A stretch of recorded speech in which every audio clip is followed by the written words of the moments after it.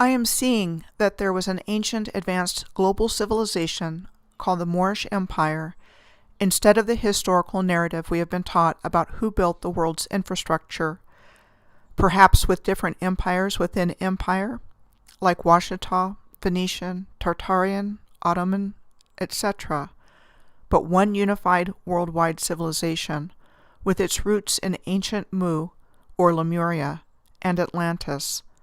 My name is Michelle Gibson.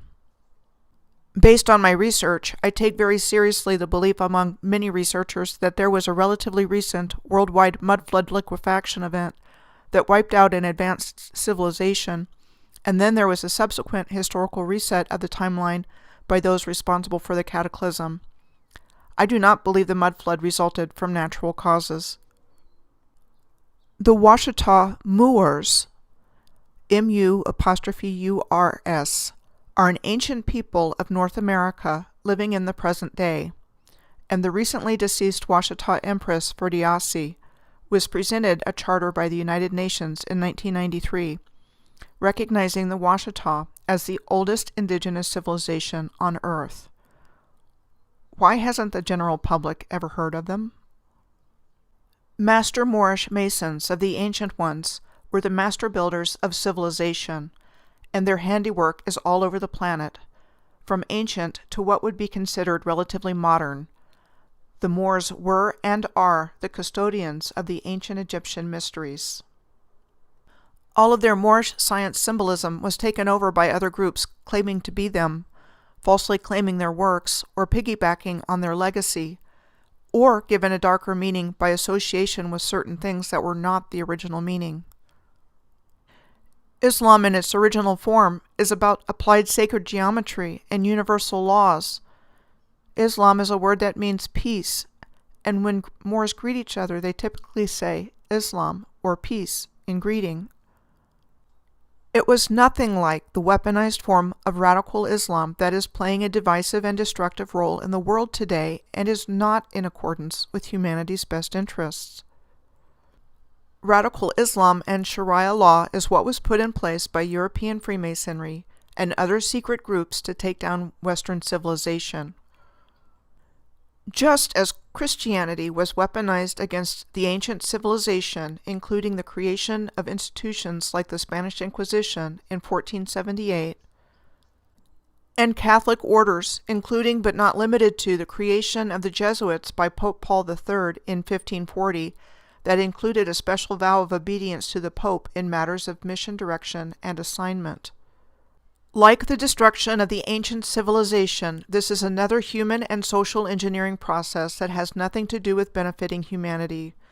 Problem, reaction, solution.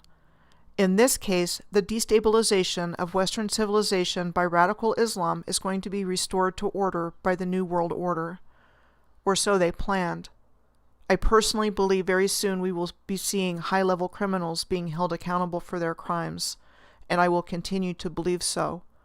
I do not believe they will get away with the multitude and magnitude of crimes against humanity that have been committed.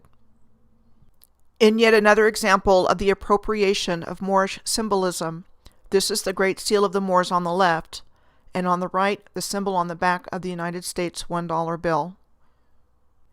In my video, an explanation for what happened to the positive timeline of humanity and associated historical events and anomalies, I shared an extremely cold weather event in the historical record in Ireland between 1740 and 1741, as well as my thoughts about how an artificial time loop was created between 1492 and 1942, with 1717 as the midpoint year between the two. More on the latter after the weather event in Ireland. First, on the extreme cold weather in Ireland, Irish historian David Dixon talks about this little-known event in his book, Arctic Ireland.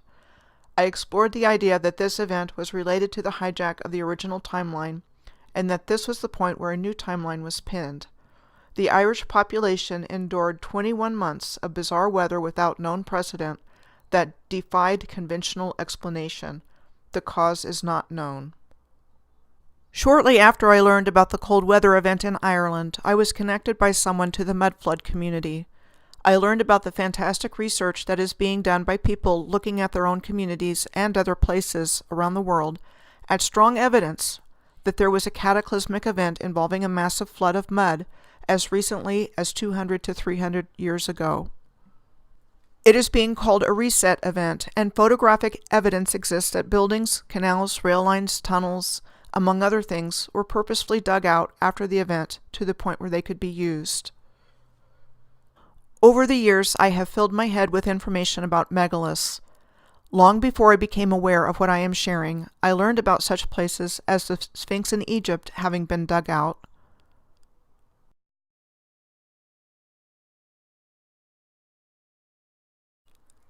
as well as the famous heads of Easter Island that were found to have bodies too. The explanation of a mud flood makes a lot of sense to me based on what I am finding and seeing. A sudden cataclysmic liquefaction event creating a flood of mud accounts for how a highly advanced worldwide civilization of giants could be wiped from the face of the earth and erased from our collective memory. This is an historic photo of St. Petersburg, Russia, of vastly smaller and hardly any people relative to the size of the city in the background and the foot in the foreground. We see the same relative emptiness and the contrast of the massive size of the architecture and the small size of the people in this historic photo of Paris. And this rather empty and rustic-looking photo with virtually no one in it, taken at the beginning of the 20th century, of the trilogy, 3 major buildings said to have been built in the mid to late 1800s in Athens, Greece. Next, I will provide the findings of my research of the historical record around the year of 1717. There are 450 years in between 1492 and 1942, and the midpoint at 225 years is 1717. Based on what I found when I started looking at historical events from around 1717 to 1942, I believe the extremely cold weather event in Ireland was deliberately caused and is connected to the mud flood and the historical reset. In 1714, King George I of the German House of Hanover became King of Great Britain and Ireland. This marked the end of the rule of the House of Stuart, which originated in Scotland. On January 4, 1717, Great Britain, France, and the Dutch Republic signed the Triple Alliance in an attempt to maintain the Treaty of Utrecht, which was signed in April of 1713, in which, in order to become King of Spain, Philip had to renounce his concurrent claim to the French throne. This prevented the thrones of Spain and France from merging together and ultimately paved the way for the maritime, commercial, and financial supremacy of Great Britain. In February of 1717, James Francis Edward Stuart of the House of Stuart, called the Pretender, who at one time was claimant to the throne, left where he was living in France after the Triple Alliance was signed in January to seek exile with Pope Clement XI in Rome. Why he went specifically there I don't know, but he died in Rome in 1766.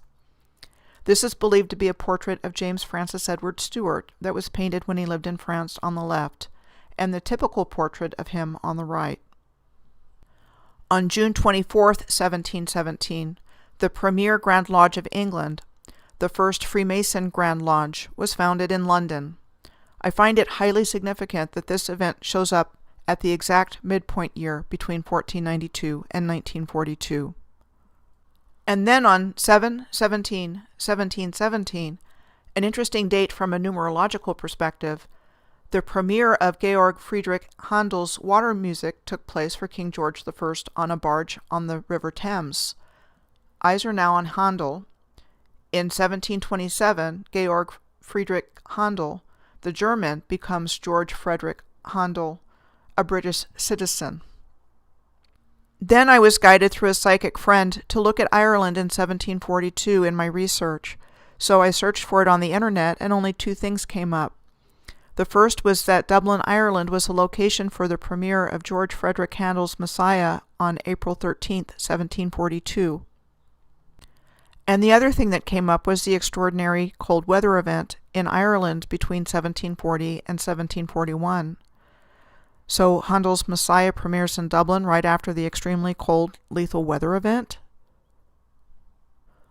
Who else shows up during this same time period? Well, in 1744, Mayer Rothschild was born in Frankfurt, Germany. He established his banking business there in the 1760s, which became the start of an international banking family. Then on February 6, 1748, Bavarian Illuminati founder Adam Weishaupt was born in Ingolstadt, Bavaria, Germany. He went to a Jesuit school at the age of 7 and was initiated into Freemasonry in 1777. In 1839, John D. Rockefeller Sr. was born in the United States, the progenitor of the wealthy Rockefeller family and considered to be the wealthiest American of all time. He founded the Standard Oil Company in 1870. Fast forward to the time period of November 20th through November 30th in 1910. A meeting took place at Jekyll Island off the coast of the state of Georgia to lay the foundations of the Federal Reserve.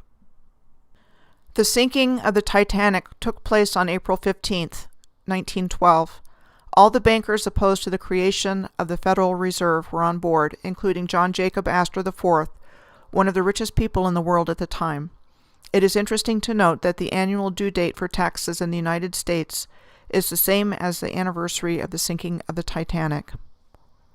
Then on December 23, 1913, the Federal Reserve Act passed Congress and was signed into law by President Woodrow Wilson.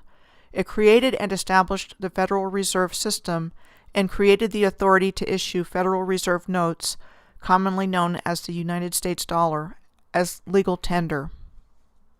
On July 17, 1917, the reigning royal house of the United Kingdom and its Commonwealth, the House of Windsor, was founded after the death of Queen Victoria. It is also of German paternal descent. And there's that 17 numerology showing up again. World War II started on September 1, 1939, and ended on September 2 in 1945, exactly 6 years later. It is considered the deadliest conflict in human history. Almost halfway through World War II, on July 22nd of 1942, the strange Philadelphia experiment took place at the Philadelphia Naval Shipyard. Did the USS Eldridge just become invisible?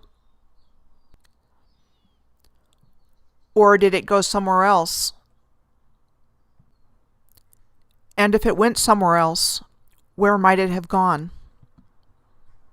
What was the real purpose of the Philadelphia experiment? I think it was a deliberate manipulation of time-space and how the new artificial timeline or loop I am talking about was somehow inserted. Our new history was grafted onto the existing infrastructure of the planet and falsely attributed in the new historical narrative. The world history we have been taught is filled with war and violence, death and destruction, which was not our original evolutionary path.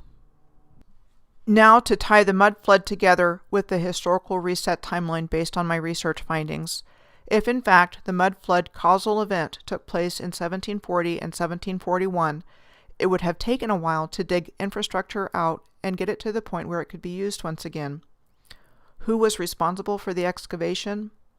Those who became the ruling class and or their associates, and bankers, oilmen, transportation magnates, manufacturers, etc. I believe the official start of the historical reset timeline and the grand opening of the New World Order was the Great Exhibition of the Works of Industry of All Nations of 1851. Held in the Crystal Palace in Hyde Park in London, it was the first in a series of World's Fairs, exhibitions, and expositions that I believe over the next 100 years or so were showcasing the technology and architectural wonders of the original civilization before being hidden away or forever destroyed. This was a scene at the New York World Fair of 1939 to 1940, almost 100 years later, where we still see incredibly big what appear to be luminescent structures in the background, and in the foreground statues much bigger than the size of the people standing near them. Also in 1851, the Royal Observatory at Greenwich became the world's prime meridian. Prior to the time of moving it to Greenwich in England, the Great Pyramid of Giza in Egypt was the ancient prime meridian of the Earth. Commodore Matthew Perry played a leading role in the opening of Japan starting on July 8th of 1853 when he led 4 U.S. Navy ships ordered by President Millard Fillmore to Tokyo Bay with the mission of forcing the opening of Japanese ports to American trade by any means necessary. After threatening to burn Tokyo to the ground, he was allowed to land and deliver a letter with United States demands to the Tokugawa shogun, Ieyoshi. The shogun Ieyoshi died a short time after Perry's departure in July of 1853, leaving effective administration in the hands of the Council of Elders, though nominally to his sickly son, Aisada, who was the last Tokugawa shogun from 1853 to 1858. The Tokugawa shogunate is called the last feudal Japanese military government. Ruling from 1600 to 1868 from Edo Castle in Tokyo. Here is a photo of one of the polygonal megalithic walls found on the grounds of Edo Castle. Compared with this exquisite example of polygonal masonry at the Coricancha in Cusco, Peru. Polygonal masonry is defined as a technique where the visible surfaces of the stone are dressed with straight edges or joints, giving the stone the appearance of a polygon, with minimal clearance between stones and no mortar. Perry returned again with 8 naval vessels in February of 1854, and on March 31st of 1854, the Japanese Emperor Komei signed the Japan and United States Treaty of Peace and Amity at the Convention of Kanagawa under threat of force of the Japanese government. Did not open the ports of Shimoda and Hakodate to American vessels. It looks to me like the Japanese Empire was perhaps not taken out by the mud flood and needed to be acquired by threat of force. The star fort of Goryokaku at Hakodate on Hokkaido is located on the Tsugaru Strait of the Sea of Japan between the Japanese islands of Honshu and Hokkaido. In another part of this series, I will show the numerous star forts, including the one at Hakodate, that I have encountered on planetary alignments. I didn't know they were there in advance and found them in my research for these videos when I was tracking various planetary alignments. The information I am sharing with you now comes from Circle Alignments on the Planet Amsterdam Island, Part 8, Chongqing, North Korea to Yokohama, Japan. The Sea of Japan is enclosed between the islands of Japan, Sakhalin Island, the Korean Peninsula, and Russia. The Strait of Tartary of the Sea of Japan divides Sakhalin Island from southeast Russia and connecting the Sea of Japan with the Sea of Okhotsk. The 51st parallel north passes right through here, a circle of latitude that is 51 degrees north of the equatorial plane. The capital cities of London, England, and Astana, Kazakhstan, are on the same latitude as the Strait of Tartary. It is significant to note that the Sea of Japan was one of the major theaters of operations of the Russo-Japanese War of 1904 and 1905, where these two countries fought over rival imperial ambitions in Manchuria and Korea, and in which Japan defeated Russia. The vast region depicted on this map in purple was called Chinese Tartary. The regions in yellow were considered independent Tartary. The name of Manchuria was said to have come into use in Europe in the 1800s, thus hiding the true identity of this part of the world. These were early steps in the eventual establishment by the Japanese of the puppet state of Manchukuo within the historical region of Chinese Tartary in 1933. The last emperor of China, Puyi, was first installed by the Japanese as chief executive of Manchukuo, and he became its emperor in 1934, a position he held until 1945, when he abdicated as a result of the end of World War II. His life story is very sad and is told in the movie The Last Emperor, directed by Bernardo Bertolucci. I believe all of this was positioning on the part of not only the United States, but Japan and other powers of the region to ultimately take control of the fabulous technology of the Tartarian Empire of Northeast Asia, the same advanced technology of which was found worldwide, and which I believe our modern energy system is based on. See my video, Relationship between the Planetary Grid, Technology of the Ancient Civilization, and the Modern Energy Industry. Like I said at the beginning of this video, I believe the Tartarian Empire was part of the Moorish Empire and not the other way around. In 1803, the Ames Shovel Works was established in Easton, Massachusetts, It became nationally known for providing the shovels for the Union Pacific Railroad, which opened the West. It was said to have been the world's largest supplier of shovels in the 19th century. Oliver Ames Jr. was a co-owner of the Ames Shovel Shop. He was also the president of the Union Pacific Railroad from when it met the Central Pacific Railroad in Utah for the completion of the first transcontinental railroad in North America. He was co-owner of the Ames Shovel Shop with his brother Oakes Ames. Oakes was a member of the U.S. Congress House of Representatives from Massachusetts' 2nd District from 1863 to 1873. He is credited by many as being the most important influence in the building of the Union Pacific portion of the first transcontinental railroad. He was also noted for his involvement in the Credit Mobilier scandal of 1867 regarding the improper sale of stock of the railroad's construction company. He was formally censured by Congress in 1873 for this involvement, and he died in the same year. He was exonerated after his death by the Massachusetts State Legislature on May 10, 1883, the 10th anniversary of the completion of the Transcontinental Railroad. This is the Ames Monument near Laramie in Wyoming. This pyramid was said to have been designed and built between 1880 and 1882 and dedicated to the Ames brothers for their role in financing the Union Pacific Railroad. On the eastern seaboard of the United States, the Raritan River Railroad was a 12-mile short-line railroad operating freight and passenger service in Middlesex County, New Jersey, said to have been built in 1888 when the peak of railroad building in the United States was subsiding in the late 1800s. This is the logo for the Raritan River Railroad on the left, and on the right, the logo for Rolls-Royce. The similarity between these two logos tells me these two companies were connected in some way. Besides the fact the logos look virtually identical, it brings to mind what I found when I was looking at Derby, England. I found Derby near the Algiers Circle alignment as I was tracking it through England. Derby is the geographic center of England, and the Derwent River Valley in Derbyshire is considered the birthplace of the Industrial Revolution. Rolls-Royce is a global aerospace, defense, energy, and marine company focused on world-class power and propulsion systems, and its civil aerospace and nuclear divisions are in Derby. As well as the Railway Technical Centre, the technical headquarters of British Rail, and considered the largest railway research complex in the world. And Derby is a location of Bombardier Transportation, the rail equipment division of the Canadian company Bombardier, and for many years the United Kingdom's only train manufacturer. There are certainly interconnecting pieces of the puzzle to be found lying around these tidbits of what seems to be otherwise disconnected information. I think all of the railroad tracks were dug out, and that locomotives and railroad cars were pre-existing as well. I think it was an electrified railroad system prior to the mud flood, and when the planetary free energy grid was taken down, most energy sources for mass transportation were replaced by oil and coal.